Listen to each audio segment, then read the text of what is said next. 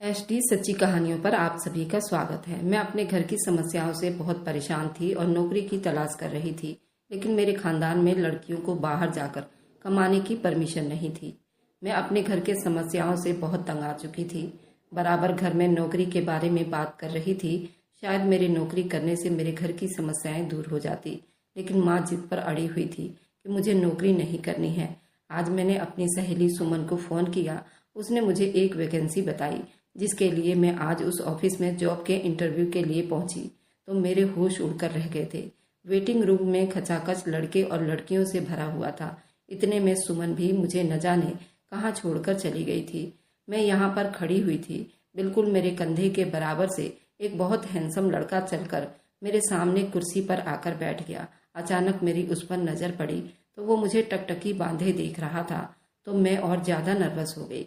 मैं घबरा गई, नजरों से सबकी तरफ देखने लगी। बैठने के लिए कोई जगह भी खाली नजर नहीं आ रही थी। ऐसे में दिल कर रहा था कि भाग जाऊं। तभी सुमन ने मेरा हाथ पकड़ा और तेजी से कोने में रखी एक कुर्सी की तरफ मुझे ले गई। फिर कुर्सी पर बैठकर मैंने सुख का सांस लिया, क्योंकि एक तो कुर्सी कोने में थी और यूं बराबर किसी की नजरों में आने से बच गई। सांस थोड़ी थमी तो मेरी नजर अपने कपड़ों पर गई, जो बहुत ही मामूली थे। मैं जिस माहौल से संबंध रखती थी उसके हिसाब से मैंने लंबा कुर्ता और सलवार और दुपट्टा ले रखी थी, जबकि इस ऑफिस में आई हुई लड़कियां किसी खाते पीते घर से लग रही थी। किसी एक का कपड़ा भी मुझसे मैच नहीं हो रहा था। यही चीज मुझे परेशान कर गई थी। वेटिंग रूम में मुझ समेत 10 लड़कियां और कुछ लड़के भी यहाँ बैठे हुए थे। लड़कों का तो मैंने गौर नहीं किया, लेकिन अपने साथ बैठी हुई लड़कियों को देखकर मुझे ये एहसास होने लगा, यहाँ पर मेरी दाल नहीं गलेगी, क्योंकि यहाँ पर आने वाली हर दूसरी लड़की मुझे बहुत मॉडर्न और तेज लग रही थी। उनके कपड़े बिल्कुल ड्रेसिंग थे, जूतों के साथ साथ मैच कर रहे थे। उन लोगों को देखकर जो अंदाजा मैंने लगाया था, मुझे अपना कपड़ा फीका और बहुत बुरा सा लग रहा था। इस जॉब के लिए कम से कम मेरे जैसी कपड़ों वाली और हुलियों वाली लड़की तो किसी हाल में भी फिट नहीं बैठेगी। यहाँ पर बैठी हुई किसी लड़की के सर पर दुपट्टा या कपड़ा नहीं था, बल्कि उनके कपड़े भी आधे अधूरे दिख रहे थे।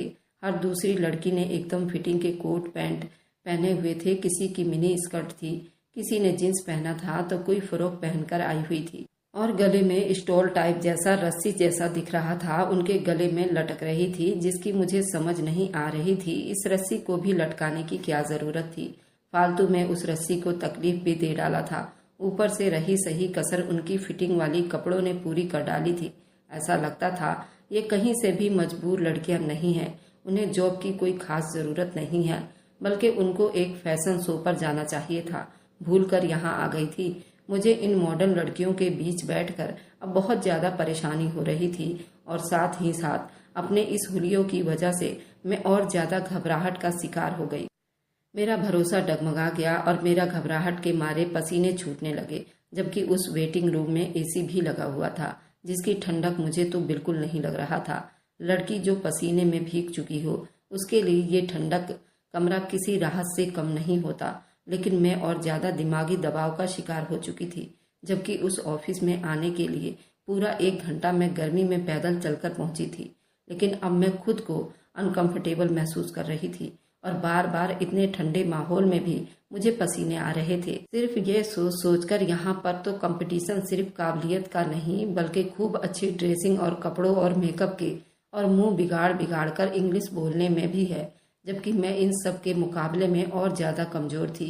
इसलिए डर भी रही थी, क्योंकि ना तो मेरी इतनी इंग्लिश स्ट्रांग थी और ना ही उन लड़कियों की तरह मेरी ड्रेसिंग थी। फिर भला ये नौकरी मुझे कैसे मिल सकती थी? मैंने सुमन से कहा, मुझे नहीं लगता मैं यहाँ पर नौकरी कर सकूंगी। वह मेरी तरफ देखकर हैरानी से बोली, क्यों, यहाँ पर तुम नौकरी क्यों नहीं कर पाओगी? तो मैं इस बात पर परेशानी से उसकी तरफ देखकर बोली, तुम ऐसे कह रही हो जैसे मुझे ये नौकरी मिल जाएगी। हाँ, तो इसमें क्या मुश्किल है? सुमन ने मेरी तरफ फिर हैरानी से सवाल किया, तो मैंने इशारे से उन खड़ी सभी लड़कियों की तरफ मैंने उसको ध्यान करवाई थी। तुम्हारा ख्याल है कि मैं उन लड़कियों के मुकाबले में आ सकती हूँ? तो वह एकदम से मुस्कुराकर बोली, क्यों, उन लड़कियों के क्या पर लग गए हैं? तुम उनका मुकाबला करते हुए घबरा रही हो? तो मैंने धीरे से कहा, कितनी मॉडर्न है, और आजकल तो यही कुछ देखा जाता है। लड़की जितनी मॉडर्न होती है उसकी उतनी ही जल्दी जॉब मिल जाती है। काबिलियत तो यहाँ लोग देखते ही नहीं, तुम परेशान मत हो, तुम्हारी ड्रेसिंग भी अच्छी है, बस सिर्फ कॉन्फिडेंस की ज़रूरत है। जब इंटरव्यू होगा तो फुल कॉन्फिडेंस के साथ बात करना। मैंने उसके सामने तो सर हिला दिया था, लेकिन सच तो ये है कि मैं बुरी तरह से नर्वस हो चुकी थी। अगर सुमन ना होती तो शायद मैं यहाँ से कब की जा चुकी होती, लेकिन सुमन के बार बार हौसला दिलाने पर मुझे यहाँ पर जमकर बैठने पर मजबूर कर दिया। इतने में जब मेरा नंबर आ गया, मैं अपने धड़कते दिल के साथ उठी और उस कमरे की तरफ बढ़ी जहाँ पर इंटरव्यू के लिए बुलाया गया था। मैं जब अंदर कमरे में गई तो सामने एक कुर्सी पर आदमी बैठा हुआ था। मैंने गला खांसते हुए अंदर आने की परमिशन मांगी तो उसने अपने लैपटॉप से निगाह उठाकर मेरी तरफ देखा और फिर जैसे ही उसकी नज़र मुझ पर जम सी गई तो मैं भी गड़बड़ा गई और फालतू में ही अपने दुपट्टों को ठीक करने लगी। मैं उसके टेबल के करीब जाकर खड़ी हुई। उसने मुझे बैठने को कहा। उसकी आवाज़ काफ़ी नरम थी तो मेरी घबराहट जरा सा कम हो गई, लेकिन मेरे चेहरे पर पसीने के नन्ही नन्ही बूंदें चमकने लगी। मैं बहुत कठिन सवालों की उम्मीद कर रही थी और शायद तनाव का शिकार थी, लेकिन उसके बजाय वे मौसम के ऊपर बात करने लगे। आज तो बहुत गर्मी है, आप कुछ लेंगी? तो मैं हकलाते हुए जल्दी मना कर दिया, लेकिन उन्होंने बेल बजाकर अपने चपरासी को आवाज़ दी, उसे ठंडा लाने को कहा तो मैं और ज़्यादा रिलैक्स हो गई। मैंने अपनी डिग्री वाली फाइल उनके सामने रखी तो उन्होंने फाइल को उठाया और एक तरफ रख दिया और मुझे बड़ी दिलचस्पी से देखने लगे। फिर मुझसे पूछा कि आप कहाँ से आई हैं। जब मैंने उन्हें अपनी लोकेशन बताई तो उन्होंने कहा कि ओहो, ये तो काफ़ी दूर पड़ता है, हमारे ऑफिस तो आप रोज़ कैसे आना जाना करेंगी? तो मैंने कहा, सर अगर मेरी यहाँ जॉब लग जाती है तो मैं कोशिश करूँगी वक्त पर आऊँगी। तो ठीक है, आप वक्त पर ही आइएगा, लेकिन क्या आपकी अपनी कोई गाड़ी है? तो मैं घबराई हुई कहने लगी, नहीं सर, मैं गाड़ी कहाँ अफोर्ड कर सकती हूँ। मेरी बात सुनकर उनके चेहरे पर एक अजीब सा अफसोस फैल गया था। इतने में उनका पियून अंदर आया। उसने शरबत का एक गिलास मेरे सामने रख दिया तो मुझे उन्होंने हाथ के इशारे से शरबत पीने को कहा। मैंने झिझकते हुए वो शरबत का गिलास उठा लिया। हल्की हल्की चुस्कियाँ लेने लगी, लेकिन वो मुझे बड़ी ही दिलचस्पी से देखने लगे तो मैंने अपनी पलकें झुका ली। मैंने 2-4 घूंट लेकर गिलास अपनी जगह पर रख दिया। वह मुझे मेरी पढ़ाई के बारे में पूछने लगे तो मैंने एकदम फाइल के तरफ इशारा करते हुए कहा कि इस फाइल में मेरी सारी डिग्रियां रिकॉर्ड है। तो वह एकदम फिर से किसी गहरी सोच में पड़कर मुस्कुराहट होठों पर सजाकर बोले, लेकिन मैं तो आपके मुंह से सुनना चाहता हूँ क्योंकि आप बोलती हुई बहुत अच्छी लगती हैं। पहली बार इस तरह से किसी अजनबी आदमी से अपनी तारीफ सुनकर मैं शर्मासी गई तो मैंने अपनी पलकें झुका ली और फिर धीरे धीरे मैंने उनको अपनी पढ़ाई के बारे में बारीकी से बताने लगी। उन्होंने मुझे एकदम से टोक कर पूछा कि आपकी दिलचस्पियाँ किस चीज़ में हैं। उनके सवाल पर बड़ी हैरान हुई। वह मुझसे मेरी पढ़ाई या ज़रूरी मालूमात लेने के बजाय सिर्फ मेरे बारे में जानना चाहते हैं। उनके सवाल बड़े अजीब थे। आप रात को कब सोती हैं? सुबह कब उठती हैं? रात अगर देर तक जागती हैं तो क्या करती हैं? मैं हैरान परेशान उनके सवालों का जवाब देती चली गई। थोड़ी देर के बाद उन्होंने मुझे कहा, आपका कोई फ़ोन नंबर है तो यहाँ लिख दे। उन्होंने एक चिट मेरे सामने रखी तो मैंने फटाफट उस पर अपना नंबर लिखा। ठीक है मिस कोमल, आपको हम फ़ोन पर बता देंगे कि आप दिमागी तौर से तैयार रहेंगी। तो मैं जाने के लिए उठकर खड़ी हो गई, लेकिन दरवाजे तक जाते हुए मुझे ऐसा महसूस हो रहा था जैसे 2 आंखें मेरे कमर पर चिपक गई हो। मैं जल्दी उस कमरे से बाहर निकली तो सुमन काउंटर पर खड़ी यहाँ के ऑफिस बॉय से बात कर रही थी। ये वही लड़का था जो मुझे काफ़ी देर से टकटकी बांधे देख रहा था। अचानक उसने सुमन की तरफ देखकर कुछ इशारा किया तो सुमन एकदम से चुप हो गई और मेरी तरफ मुड़ी। उन दोनों का मुझे देखकर एकदम से चुप होना मुझे हैरान कर गया। तो वह एकदम से बोली, इंटरव्यू हो गया तुम्हारा? तो मैंने हाँ में सिर हिलाया, उसे बताया कि हाँ हो गया, अब चलिए। वह बोली, चलो ठीक है, फिर घर चलते हैं। ये कहकर उसने उस हैंडसम से लड़के की तरफ देखकर कहा और मेरे साथ लिफ्ट में सवार हो गई। भगवान करे तुम्हारा यहाँ पर काम हो जाए। लिफ्ट के अंदर दाखिल होते ही सुमन ने मुझे कहा तो मैं चुप रही। फिर मैंने धीरे से सुमन से पूछा, क्या तुम पहले भी इस ऑफिस में आती जाती रही हो? तो वह एकदम से चौंक गई और तेजी से बोली, हाँ, मैं 1-2 बार आई थी। मैंने भी यहाँ पर इंटरव्यू दिया था, लेकिन सेलेक्ट नहीं हो पाई। वे काउंटर पर खड़ा लड़का कौन था? अरे वे किशन है, यहाँ पर मैनेजर के पद पर काम करता है। जब मैं इस ऑफिस में पहले आई थी तो किशन से मेरी मुलाकात हुई थी तो मेरी उसके साथ अच्छी बातचीत हो गई थी। उसने ही मुझे यहाँ की वैकेंसी के बारे में बताया तो मैंने सोचा कि मैं तुम्हें बता दूं, क्योंकि तुम्हें जॉब की ज़रूरत थी। मुझे उम्मीद है तुम्हारा यह काम हो जाएगा। उसकी बात सुनकर मेरे दिल में भी एक उम्मीद जागी थी। हम अपने स्टैंड पर उतरे। सुमन अपने घर की तरफ चली गई और मैं भी धीरे धीरे कदम उठाते हुए अपने घर की तरफ बढ़ी थी। अचानक गली की नुक्कड़ पर पहुंचते ही मुझे मोहित ने रोक लिया। ये सुमन तुम्हारे साथ क्या कर रही थी? उसके सवाल पर मैं बौखला गई और मुंह बनाते हुए बोली, तुम्हें क्या समस्या है? मैं किसी के साथ जाऊं? मेरी मर्जी। तो वह एकदम गुस्से वाली नजरों से मेरी तरफ देखते हुए बोला, तुम होश में तो हो? क्या बातें कर रही हो? क्या भूल गई हो? तुम्हें नहीं पता कि मेरी क्या समस्या है? हाँ, मुझे नहीं पता तुम्हारी क्या समस्या है। मैं जिसके साथ मर्जी जाऊं आऊं, तुम होते कौन हो? तो मेरी बात सुनकर वह अपनी आंखें फैलाते हुए बोला, मेरे ख्याल में जब से तुम्हें बाहर की हवा लगी है तुम्हारी याददाश्त काफी कम हो गई है। क्या तुम्हें याद दिलाने की जरूरत है? मैं तुम्हारा मंगेतर हूँ, बल्कि तुम बचपन से ही मेरी मंगेतर हो, इसलिए तुमसे सवाल पूछने का हक रखता हूँ। पहले खुद को किसी काबिल कर लो, फिर मुझसे सवाल जवाब करना। काबिल भी हो जाऊंगा, फिक्र क्यों करती हो? एक दोस्त से बात की है, जल्दी मेरा वीजा हो जाएगा तो मैं बाहर चला जाऊंगा। लेकिन इस टाइम तुम ये याद रखो कि मैं तुम्हें दोबारा सुमन के साथ ना देखूं। वह इतनी अच्छी लड़की नहीं है। मैं तुम्हारी नजरों में क्यों अच्छी लगेगी? काम जो करती है, ऐसी लड़कियां तुम्हें कहाँ अच्छी लगती है? मेरी बात सुनकर मोहित बड़ी नरमी से बोला, जिस बात का तुम्हें पता नहीं उस बात पर उसके बिना वजह साइड लेने की जरूरत नहीं है। तुम उसके बारे में कुछ नहीं जानती हो। हम लड़के सारा दिन बाहर होते हैं, हमें अपने मोहल्ले की हर लड़की का बहुत अच्छे से पता होता है। तुम बहुत सादा और मासूम हो। मैं नहीं चाहता कि तुम भी उसके रंग में रंग जाओ। तुम्हें मेरी फिक्र करने की ज्यादा जरूरत नहीं है। अपनी फिक्र करो। मुझे अपनी फिक्र भी और तुम्हारी भी। तुम मेरी इज्जत हो और मैं अपनी इज्जत पर कोई आंच आने नहीं दूंगा। तुम ये फालतू बातें मत करो, ख्याली पुलाव मत बनाओ। इन बातों से पेट नहीं भरते। बाहर निकलकर कमाना पड़ता है। अपने अंदर काबिलियत डालो। मुझे ब्याह ले जाओगे तो मैं भी घर के अंदर बैठ जाऊंगी। वह 1 साल में मुझे भाषण देता आ रहा था। मैं जल्दी आगे बढ़ गई। उस तपती हुई गर्मी और लू ने मेरी हालत पहले ही काफी खराब कर डाली थी। मैं तेज तेज कदम उठाती हुई अपने घर में दाखिल हुई। अपना छोटा सा आंगन पार करती हुई तेजी से चलती अपने कमरे में आई तो मम्मी एकदम से चरपाई से उठकर बैठ गई। क्या बात है कोमल, आज तुमने बहुत देर कर दी है। ये कोई टाइम है घर आने का? 4-5 बज रहे हैं। कितनी बार कहा है जॉब के चक्कर से निकल जाओ। हमारे खानदान में कभी किसी लड़की ने जॉब नहीं की, लेकिन तुम पर तो क्या भूत सवार हो चुका है। मैं अपने ऊपर दुपट्टा उतार कर फेंका और पंखे के सामने आकर खड़ी हो गई। भगवान के लिए मम्मी, कभी तो ऐसे सवाल जवाब को एक तरफ रख कर भी मुझसे कुछ और पूछ लिया करो। इतनी ज्यादा प्यास लग रही है, कम से कम पानी ही लाकर दे दो। मेरी छोटी बहन पायल पानी का गिलास भरकर लाई। मैंने उसे धन्यवाद कहा। उसे पूछा क्या पकाया है तो उसने मुझे कहा, मैंने चावल और दाल बनाई है। मेरी मुस्कुराहट होठों पर आ गई थी। मुझे दाल चावल बहुत पसंद थी। फिर जल्दी से ले आओ ना, मैंने चहकते हुए कहा।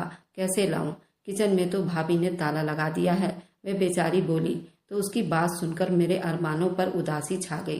ताला क्यों लगा दिया? कुछ नहीं, मैंने मम्मी के लिए चाय बनाई थी। उनके सर में बहुत दर्द हो रहा था तो बस उन्होंने किचन को ताला लगा दिया है। मैं जलकर बोली, उसमें ताला लगाने वाली क्या बात थी? मुझे तो यही समझ नहीं आ रही, इसलिए कि हम बिना वजह किचन में ना जाएं। पायल जख्मी मुस्कुराहट से बोली। तो मैं तड़प गई। किचन में बिना वजह कौन जाता है?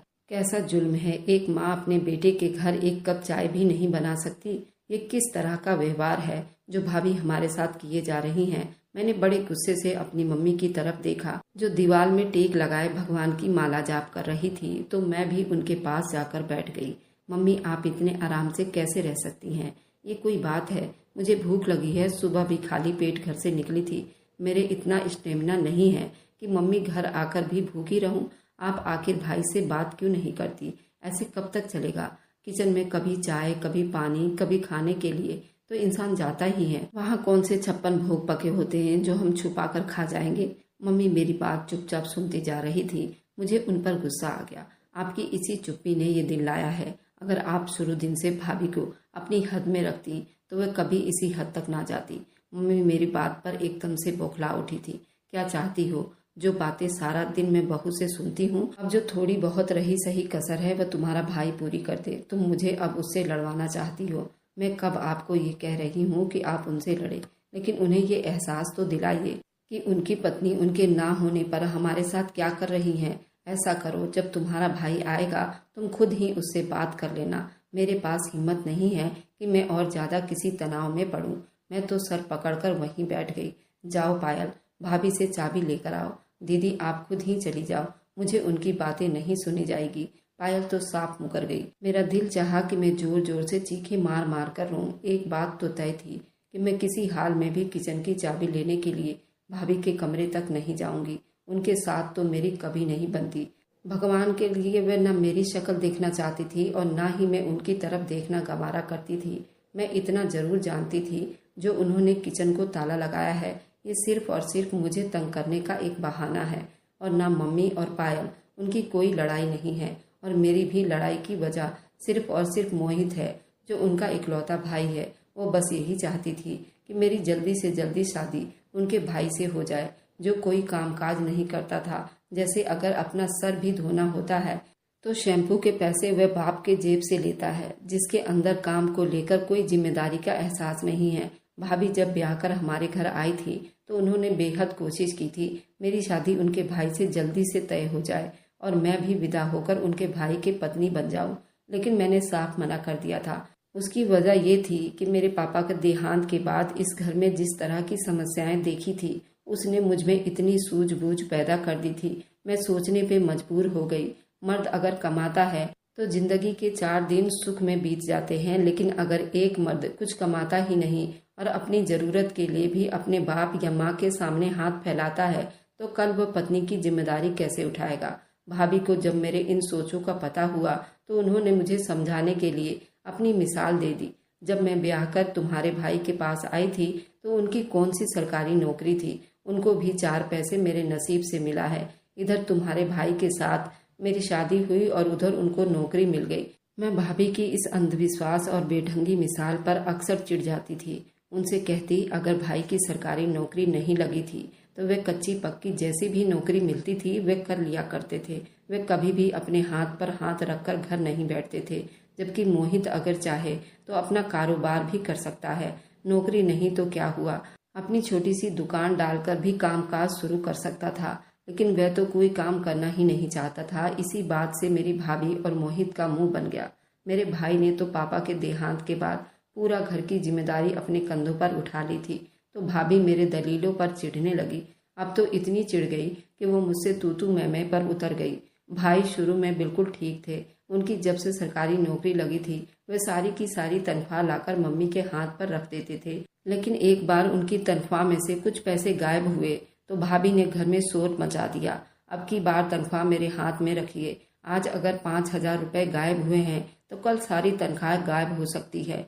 हम क्या मिट्टी फाकेंगे? मम्मी की अब काफी उम्र हो गई है, उन्हें याद नहीं रहता पैसे कैसे संभालते हैं, कहाँ सुरक्षित रखी जाएगी। हम ये रिस्क बार बार नहीं ले सकते और ना ही हर रोज अपने ऊपर कर्जा चढ़ा सकते हैं। भाई भाभी की बातों में आ गए।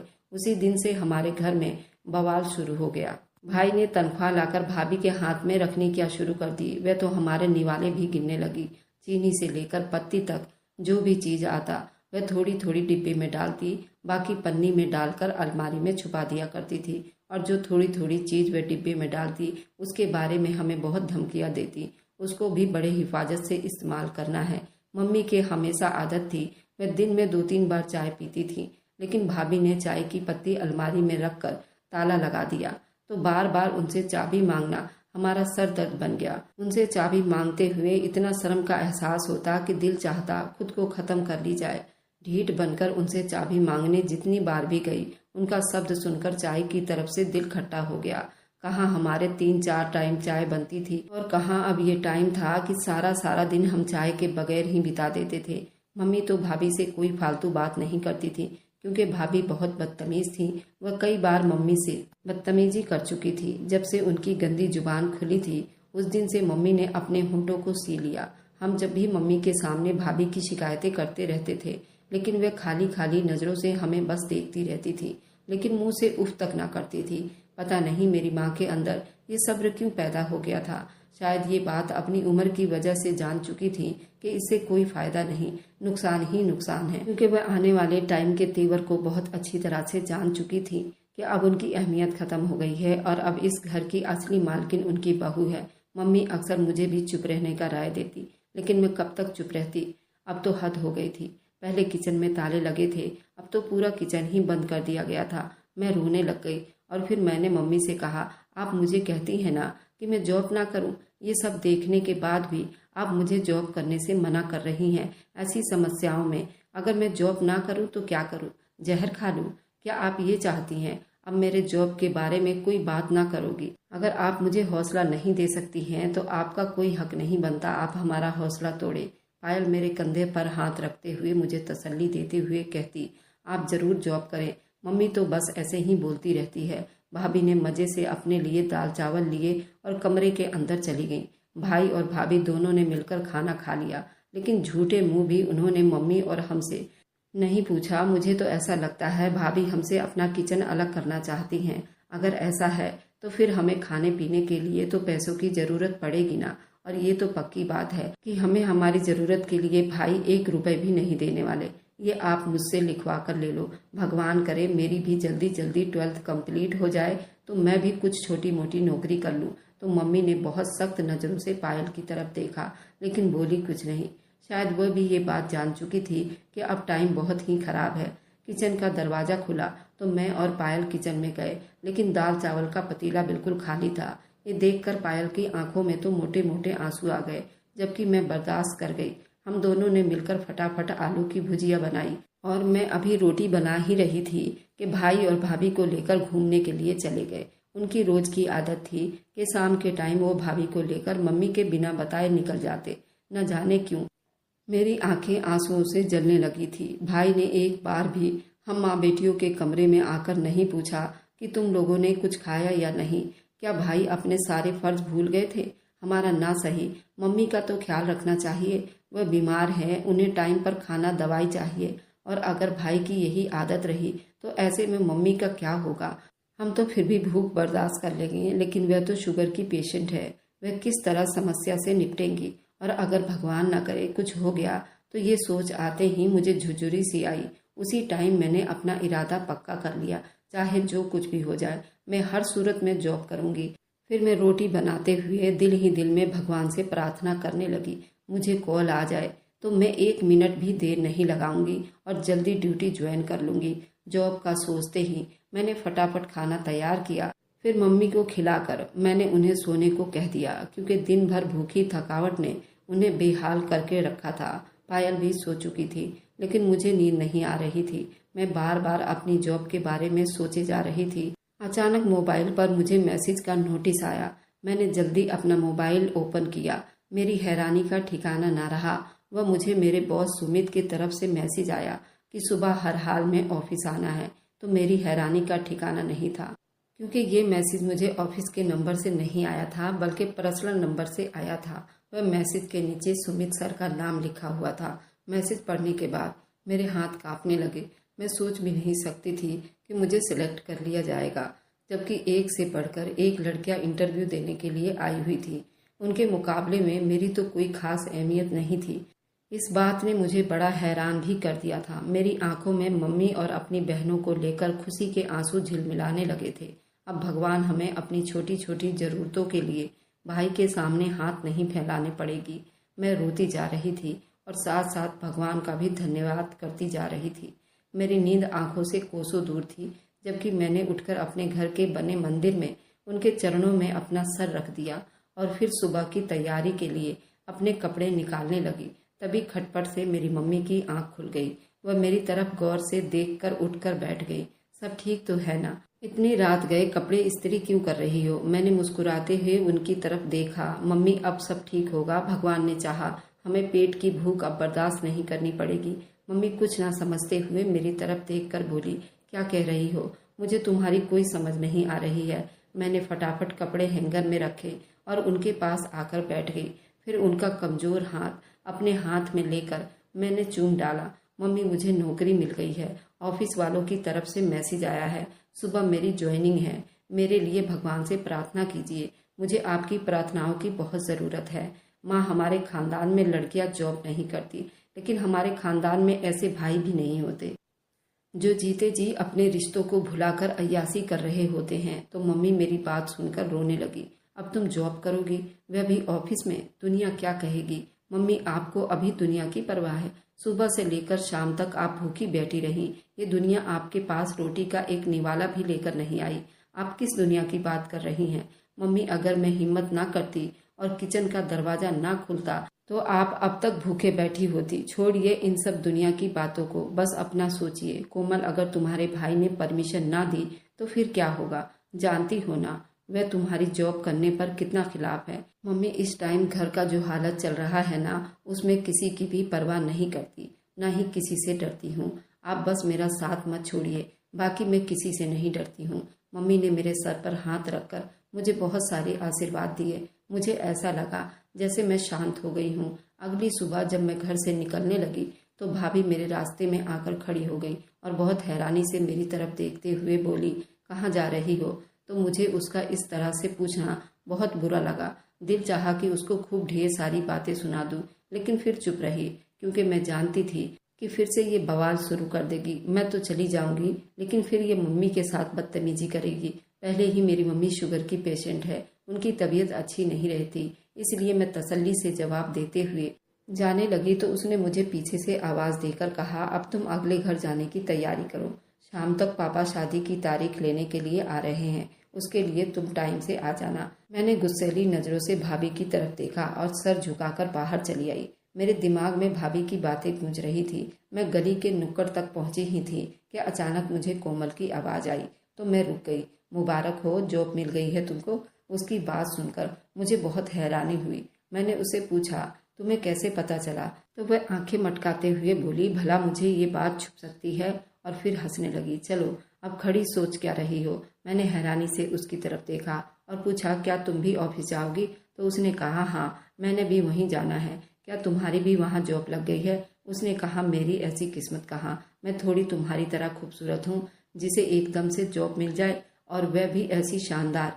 मेरी इस जॉब का मेरी खूबसूरती से क्या मतलब था? मुझे तुम्हारी ये बात बहुत फालतू लगी है कोमल। तो चलते हुए एकदम रुक कर मेरी तरफ मुड़ी।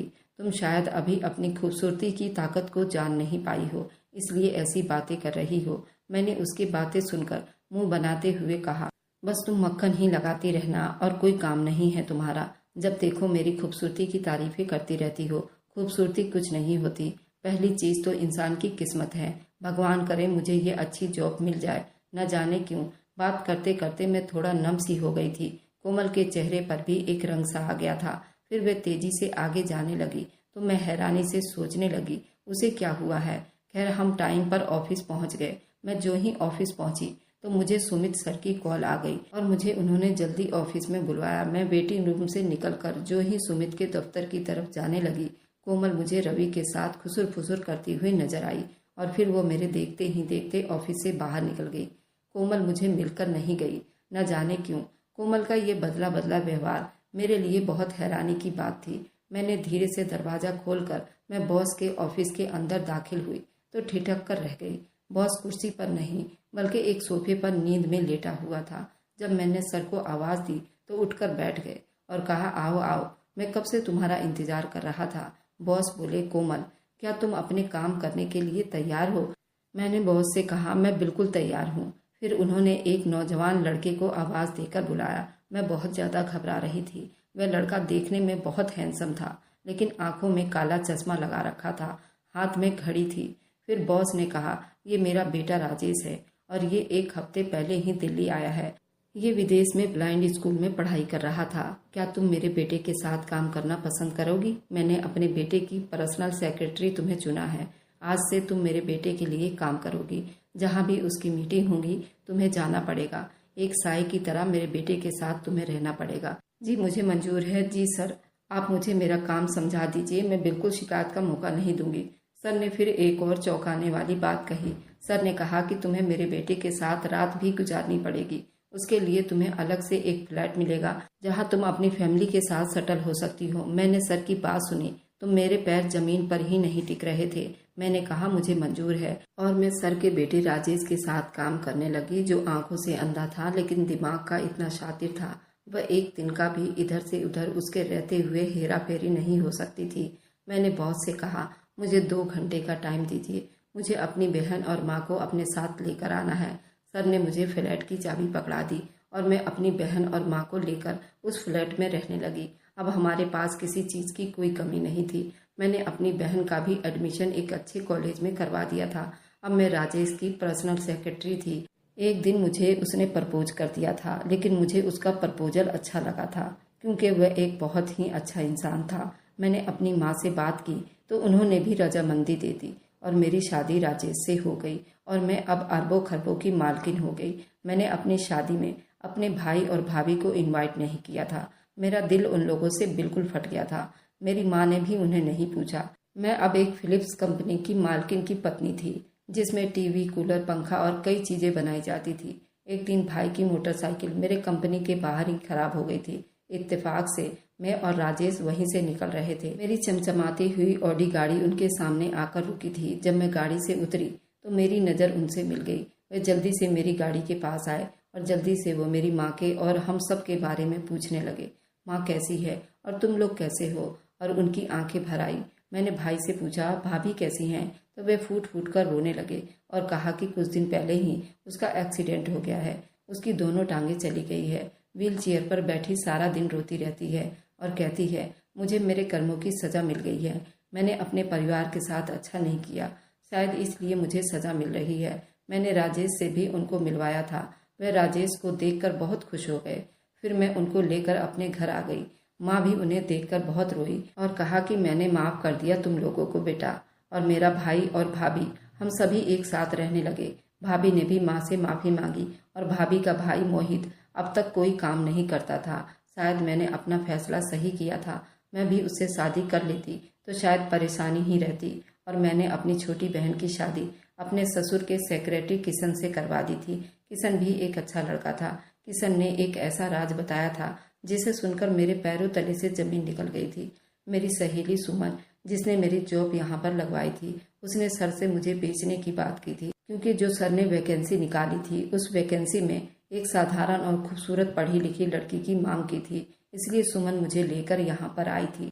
सर से मुंह मांगी कीमत लेकर गई थी, लेकिन सर तो अपने बेटे के लिए ऐसी लड़की की तलाश कर रहे थे, लेकिन और भी लड़कियों को वह ऐसे ही बेच चुकी थी। इसलिए उस दिन मुझे किशन घूर कर देख रहा था। मुझे मना करना चाह रहा था, लेकिन उसे नहीं मालूम था कि सर ने अपने बेटे राजेश के लिए मुझे चुना था। वह भी मुझसे माफ़ी मांगने लगा और कहने लगा मैंने तो सर को गलत समझा था, मुझे नहीं पता था उनका एक बेटा भी है। इसलिए भाभी का भाई भी सुमन से बात करने के लिए मना कर रहा था, लेकिन वह खुद भी सुमन के साथ मिला हुआ था और वह इसी तरह का काम करता था और वे दोनों आज जेल में हैं। उनको उनके किए की सजा मिल रही है। मैं तो जाने अनजाने में एक सही जगह पहुंच गई थी, लेकिन आप लोग अपने दोस्त और रिश्तेदारों से इस तरह के फ्रॉड से बचिए और पूरी जानकारी के बिना कोई कदम ना उठाए, क्योंकि काम की तलाश में मजबूरी में इंसान ये सब चेक करना भूल जाता है और फिर बुरी तरह से फंस जाता है। भगवान हम सबको ऐसी घटनाओं से बचाए और जो लोग ऐसे फंसे हुए हैं उनको भी रिहा करे। अगर आपको आज की कहानी पसंद आई है तो वीडियो को जरूर लाइक कीजिएगा और अपने दोस्तों के साथ शेयर भी कीजिएगा। और हाँ, अगर आपने अभी तक हमारे चैनल को सब्सक्राइब नहीं किया है तो जरूर सब्सक्राइब कर लीजिए। मिलते हैं हम अपनी कल की एक नई दिलचस्प कहानी के साथ। मुझ पर सदा अपना प्यार और स्नेह बनाए रखें। सभी को मेरा प्यार भरा नमस्कार दोस्तों।